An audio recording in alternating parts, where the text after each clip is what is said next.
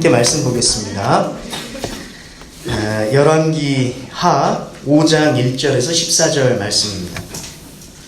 열왕기하 5장 1절에서 14절 말씀. 저 한 절 여러분 한 절 함께 교독합니다. 아람 왕의 군대 장관 나아만은 그의 주인 앞에서 크고 존귀한 자니 이는 여호와께서 전에 그에게 아람을 구원하게 하셨습니다. 그는 큰 용사이나 나병 환자더라.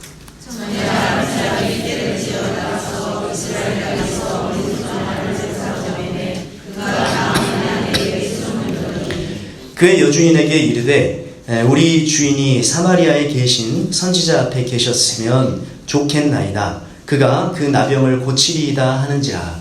나아만이 들어가서 그의 주인께 아뢰어 이르되 이스라엘 땅에서 무슨 일을 하기 이르리이다. 아람 왕이 이르되 갈지어다. 이제 내가 이스라엘 왕에게 그를 보내리라 하더라. 나아만이 곧 떠날새 은 10달란트와 금 6,000개와 의복 10벌을 가지고 가서 이스라엘 왕에게 그를 전하니 이르되 내가 대신한 나아만을 당신에게 보내오니 이 글이 당신에게 이르거든 당신에게 나아만을 고쳐주소서 하더라.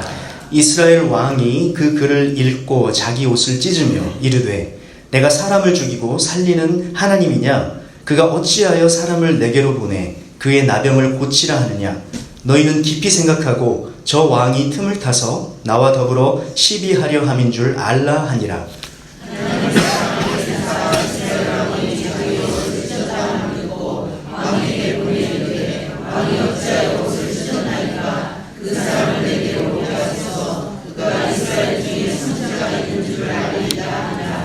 나아만이 이에 말들과 병거들을 거느리고 이르러 엘리사의 집 문에 서니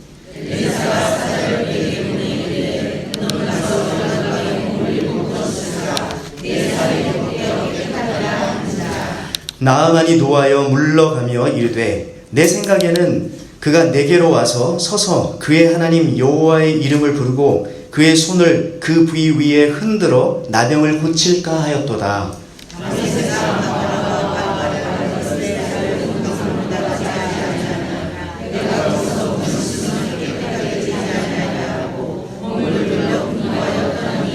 그의 종들이 나와서 말하여 이르되 내 아버지여 선지자가 당신에게 큰 일을 행하라 말하였다면 행하지 아니하였으리까? 하물며 당신에게 이르기를 씻어 깨끗하게 하라 함이리까? 나아만이 이에 하나님의 말대로 요단강에 7번 몸을 잠그니 그의 살이 어린아이의 살같이 회복되어 깨끗하게 되었더라. 아멘. 나아만 장군과 엘리사라는 제목으로 말씀 전하겠습니다. 오늘 본문의 주요한 주인공은 설교 제목처럼 나아만 장군과 엘리사입니다. 나아만 장군은 아람의 군대 장관이었습니다. 아람은 요즘 내전이 한창인 시리아를 의미합니다. 시리아는 이스라엘 북부에 있죠. 이 시리아 지역 아람은 전통적으로 바알 숭배의 본산지였고 또 이스라엘 백성들과는 한 번도 좋게 지낸 적이 없는 말 그대로 적대적인 국가였습니다. 그런 어떤 적대적인 국가였기 때문에 이스라엘 백성들 입장에서는 아람은 그냥 가증한 이방 민족에 불과했어요. 그런 상황에서 나아만 장군을 우리에게 소개하는데요. 그는 그 주인 앞에서 존귀한 자라 이렇게 이야기한 것을 보아서 전쟁터에 나가서 많은 긍적을 올린 그런 어떤 군대 장관이었을 것입니다. 또 나아만 스스로도 자신이 쌓아 올린 업적을 굉장히 프라이드를 많이 갖고 있었을 것 같아요.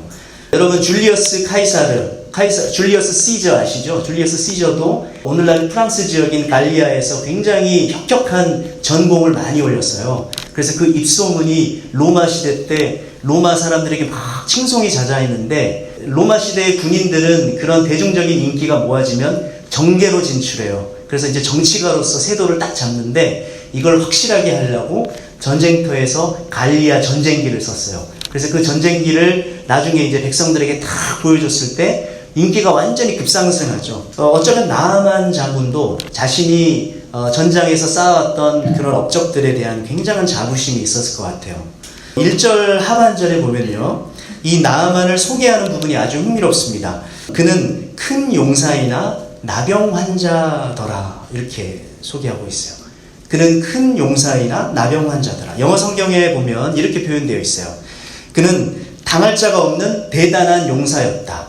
그러나 나병 환자였다. 모든 사람들이 추앙할 만한 존경받는 위치에 있었는데 치명적인 전쟁 영웅이었음에도 불구하고 치명적인 결함이 있었어요. 그러나 그는 나병 환자였다.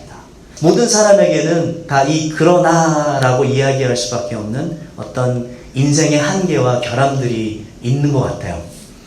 예를 들면 아주 잘 나가는 대학 교수 부부인데 자녀들은 지능이 조금 모자라거나 아니면 자폐아 자녀들이 이렇게 있다거나 아니면 돈은 진짜 많아요. 제 아는 분 중에도 보면 돈이 많아서 그 재산 때문에 형제들이 그렇게 다퉈요. 그리고 이제 그분이 저한테 하소연하는 게 우리 형제끼리만 다투면 좋겠는데 은행에서도 어떻게 우리가 돈이 많은 줄 알고 이렇게 저렇게 빼가려고 한다라는 막 그런 고민들을 막 토로할 때가 있어요. 어떤 분이 그런 얘기 하더라고요. 50평짜리 집 사는 사람들은 50평짜리에 사니까 좋겠죠. 근데 그만큼 50평짜리 고민이 있다는 거예요. 100평짜리 집에 살면 100평짜리 고민이 있더라는 거예요.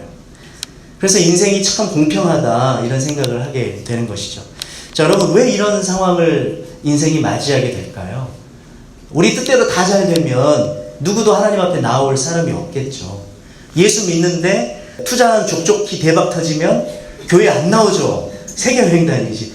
예수 믿는 사람들도 여전히 그래서 우리 안에는 그러나의 요소가 있단 말이에요. 그래서 그런 부분들을 가지고 어쩌면 하나님께 더 간절히 매달리도록 하시는 것이 아닌가 이런 생각이 듭니다. 어쨌거나 나아만 장군은 나병에 걸려 있어요.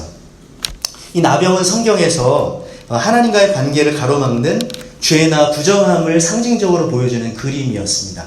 원래 이 나병은 불치에 하늘이 내려준 벌, 천형이다 이렇게 옛날부터 많이들 일컬어져 왔었어요. 성경에서도 민수기나 레위기에 보면 이 나병이 제사장에 의해서 판정이 되면 윗입술을 가리우면서 부정하다 부정하다 이렇게 소리 지르고 이스라엘 백성들이 살고 있던 진에서부터 바깥으로 쫓겨서 혼자 살아야만 하는 상황 가운데 놓였어요. 이스라엘 백성들의 진은 그 중앙에 여호와의 임재가 있고 그 하나님의 임재와 그분을 예배하는 어떤 영적인 사귐의 자리인 거거든요. 영생의 공동체로부터 나병 환자는 격리되는 거예요. 이건 굉장히 상징적인 행위라는 걸 우리가 직감할 수 있죠. 나병이 그냥 질병이 아니라는 것을 여기서 직감할 수 있는 거예요. 왜? 하나님의 임재와 영적인 사귐이 있는 하나님의 백성 공동체, 하나님의 임재가 있는 진으로부터 왜 격리되어야만 하는가? 여기에 상징적인 의미가 있다라는 거죠. 실제로 이 나병은 하나님 앞에서 범죄한 인생들에게 심판과 형벌로 주어지는 경우가 많아요. 성경에 보면. 예를 들면 우시야 왕이 그 치세가 잘 나가니까 교만해져가지고 제사장들만이 할 수 있는 성전에 나가서 분향하는 일을 자신이 하겠다고 막 우기는 거예요. 그래서 제사장들이 막 가서 뜯어 말렸는데도 불구하고 화를 버럭 내면서 그 일을 하려고 했을 때 그 이마에 나병이 갑자기 돋았더라라고 성경은 이야기해요.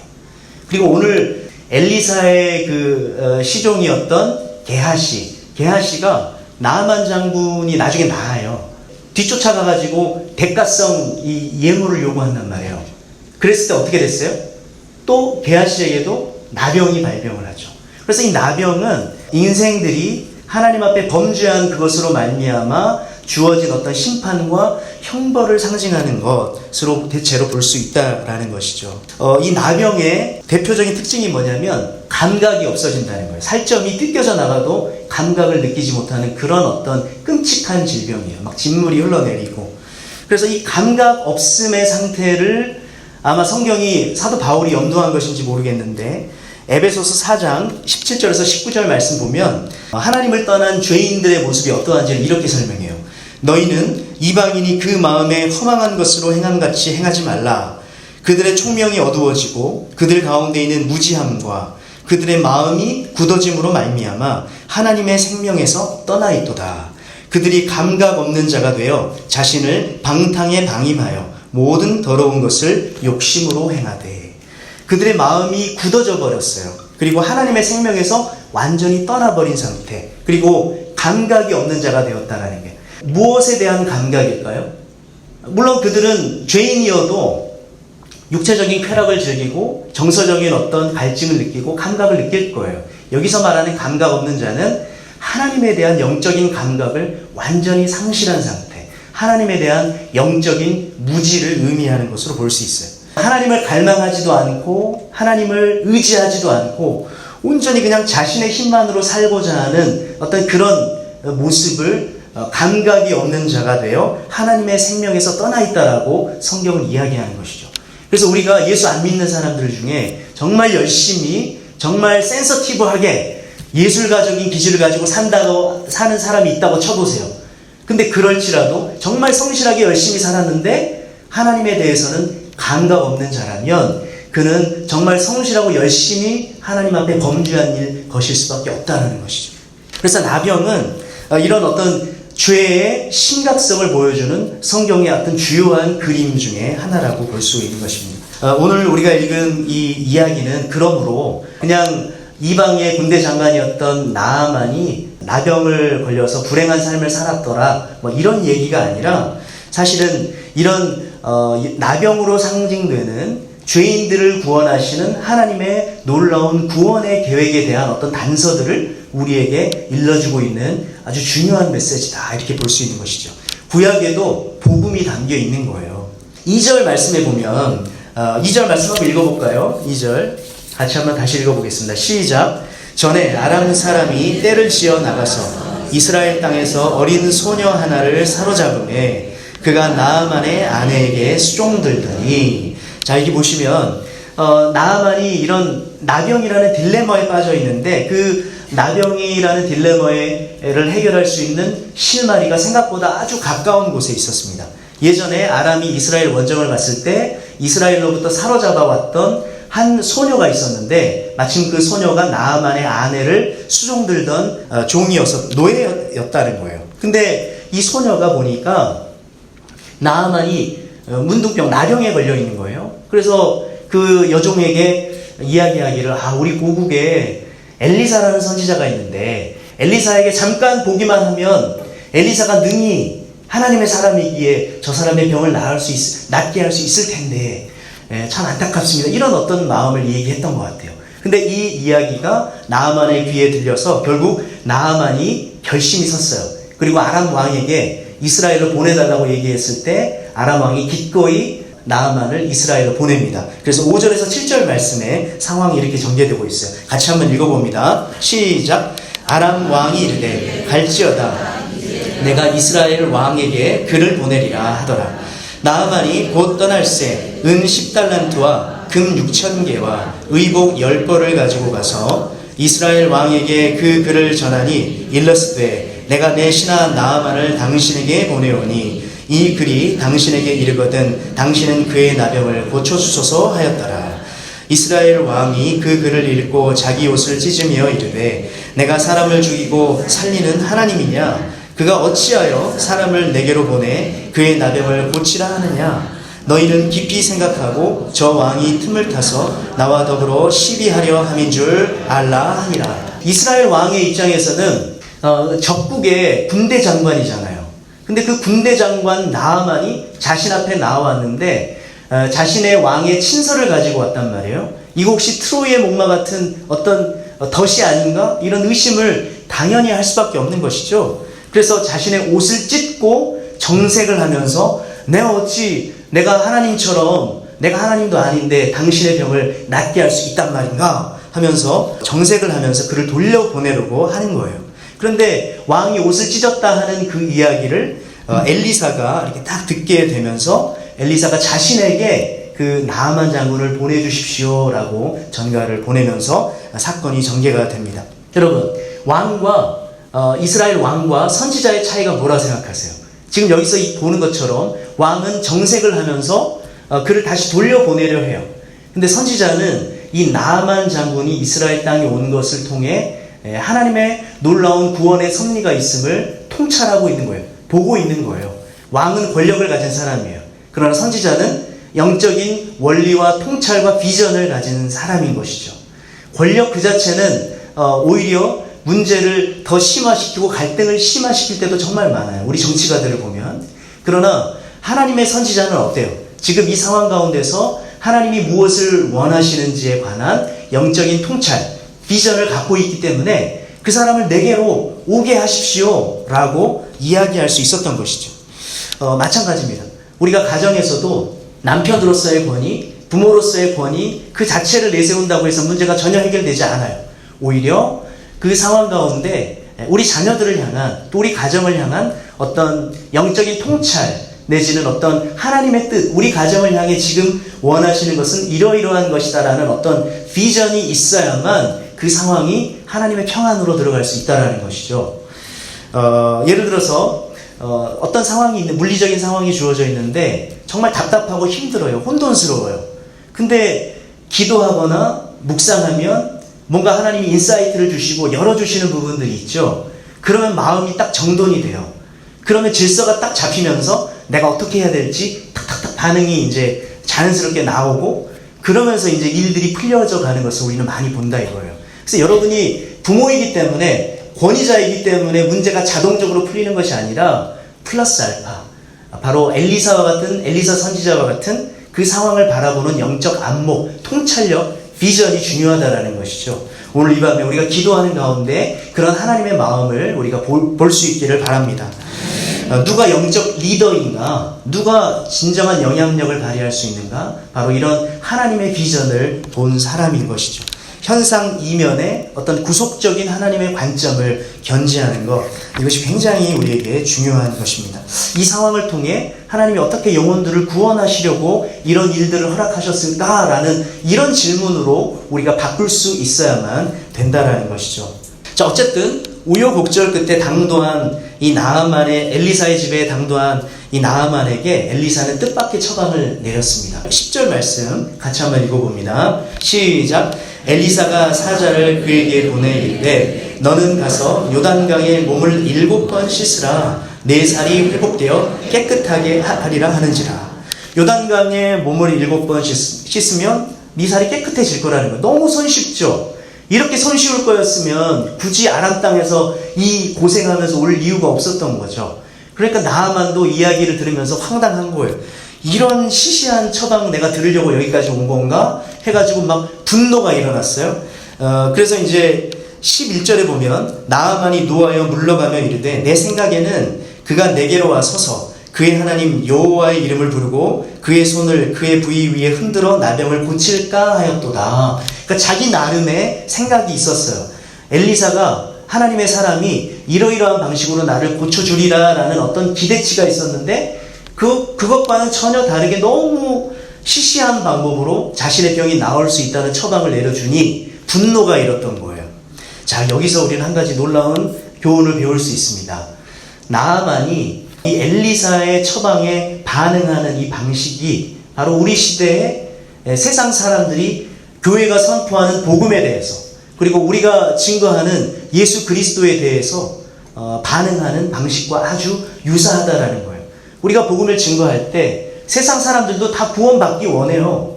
그런데 자신들이 기대하는 방식으로 구원받고 싶어하는 것이 문제라는 것이죠. 구원이 그렇게 쉬울 리가 없다는 거예요. 내 나름대로 하나님 앞에 어떤 신심을 보이고 나름대로 최선을 다해야 하나님께서 정상찬정하시고 그래도 좀 나를 어여삐 여기셔서 좀 구원하실 수 있는 거 아닌가, 이런 생각을 하는 공로주의적인 의식을 가진 사람도 있어요.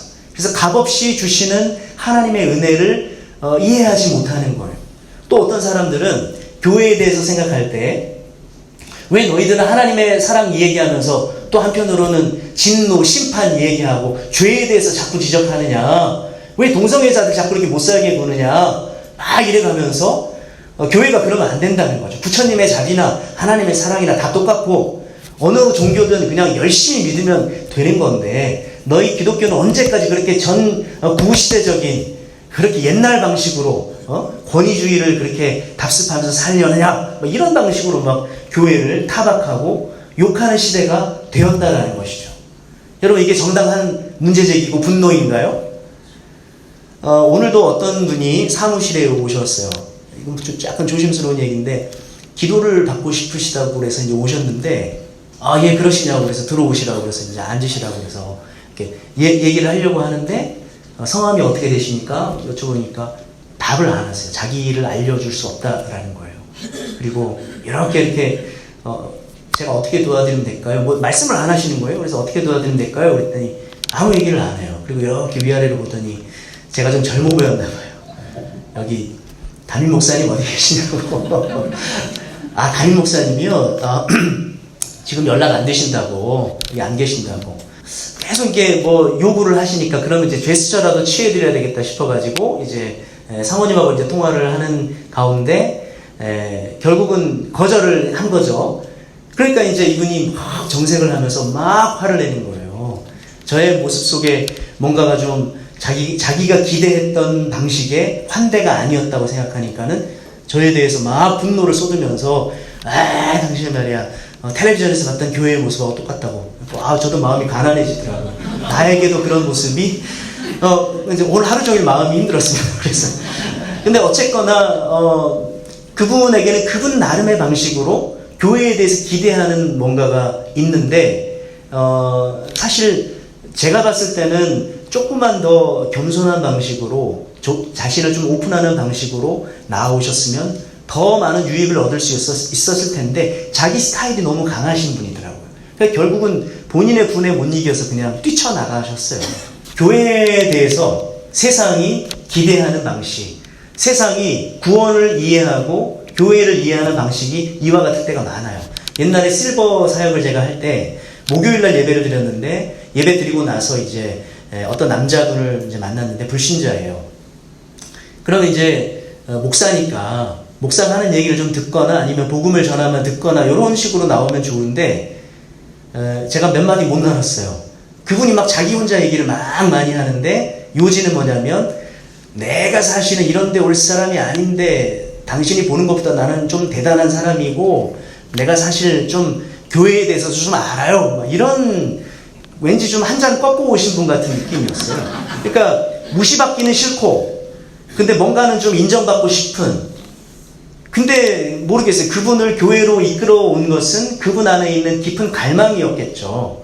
그런데 그거를 솔직하게 인정하고 오픈하기보다는 방어 기제를 여전히 내려놓지 못하는 거예요. 저는 이거를 니고데모 컴플렉스라고 그러는데 니고데모도 밤중에 예수님을 찾아가죠. 밤중에 예수님을 찾아갔다라는 것은 그 니고데모 안에도 예수님에 대한 궁금증과 영적 갈망이 있다라는 거예요. 근데 이 니고데모는 솔직하지 못했어요. 예수님에 대해서 뭐라 얘기하냐면 우리가 보니 당신은 선지자로소이다. 우리가 보니라고 할 때 우리는 사내들인 공회를 얘기하는 거거든요. 사내들인 공회의 멤버라는 거예요. 나 니고데모는 우리가 볼 때 나 종교 지도자이고 대단한 사람인데 당신 내가 평가할 때는 약간 이런 투로 나갔는데 청자 니고데모는 영적 갈망을 가지고 온 거잖아요.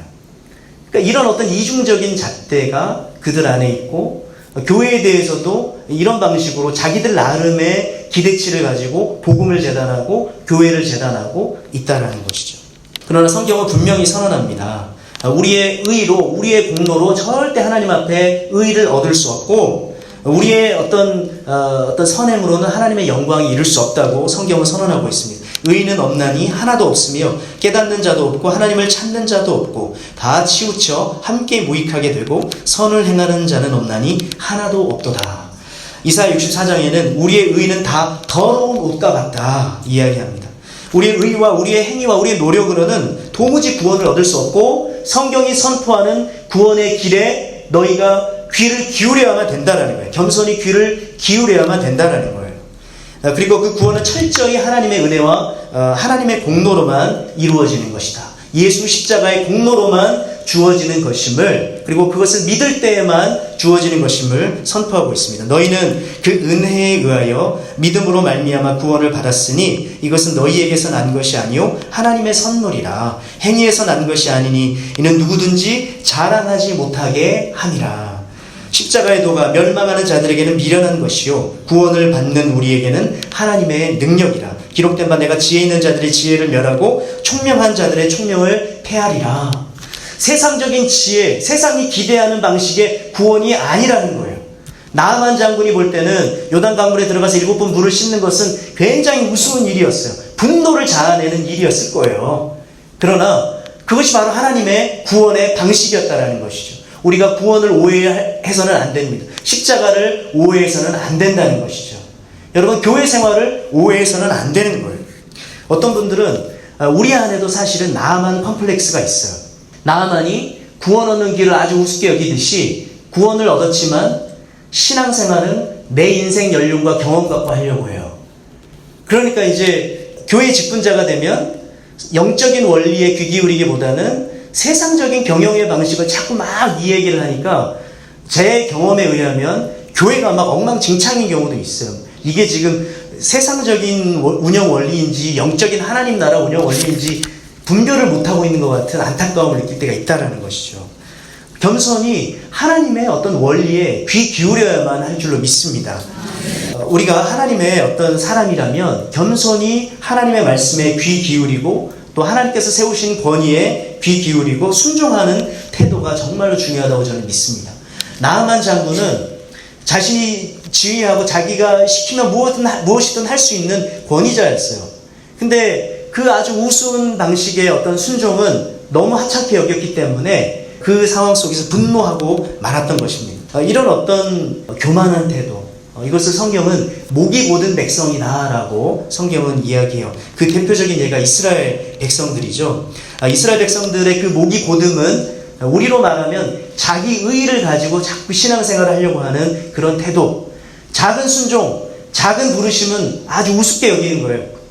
그러니까 이제 요단 강물에 가서 7번 씻듯이 교회 안에서 우리에게 어떤 주어진 어떤 포지션, 그런 것들에 대해서 순종하기를 꺼려하고 기뻐하지 않는, 달가워하지 않는 그런 모습으로도 나아만 컴플렉스는 나타날 수 있다는 것이죠.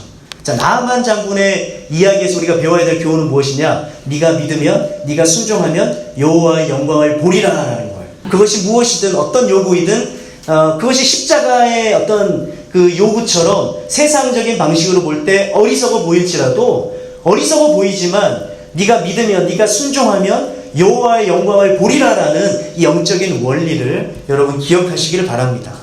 그래서 구원받은 참 성도들은 그 성도들의 특징은 하나님의 권위 아래 순종적인 태도를 갖는다라는 거예요. 아무리 작은 일일지라도 충성하고 또 아무리 하찮은 교훈일지라도 귀담아 듣고 마음에 새기는 겸손의 자세.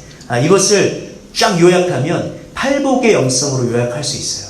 우리가 나아만 장군이 구원을 얻기 위해 기꺼이 어떤 요단 강물에 자신의 몸을 내어 맡기는 그런 태도는 마치 심령이 가난한 상태, 내가 하나님 앞에 영적인 파상 상태 가운데 내 죄로 말미암아 나는 하나님의 진노와 심판을 받을 수밖에 없는 존재임을 인정하고 겸손히 그분의 은혜에 나를 맡기는 그런 어떤 영적인 가난함, 그리고 나와 우리의 죄에 대해서 애통하고 눈물을 흘릴 수 있는 그런 영성, 그리고 나에게는 의의가 없고 오직 예수 그리스도 하나님의 의의만이 나를 구원할 수 있음을 겸손히 고백하고 인정하면서 그분께 나를 내어 맡기는 태도, 이것이 바로 의에 줄이고 목마른 자의 모습인 것이죠. 하나님께서 우리에게 요구하시는 겸손한 순종의 모습은 바로 이런 팔복의 영성이 우리 가운데 있는 것입니다. 자, 마지막으로 13, 14절의 말씀을 함께 한번 읽어보겠습니다. 시작. 그의 종들이 나와서 말하여 이르되 내 아버지여, 선지자가 당신에게 큰 일을 행하라 말하였다면 행하지 아니하였으리까? 하물며 당신에게 이르기를 씻어 깨끗하게 하라 함이리까?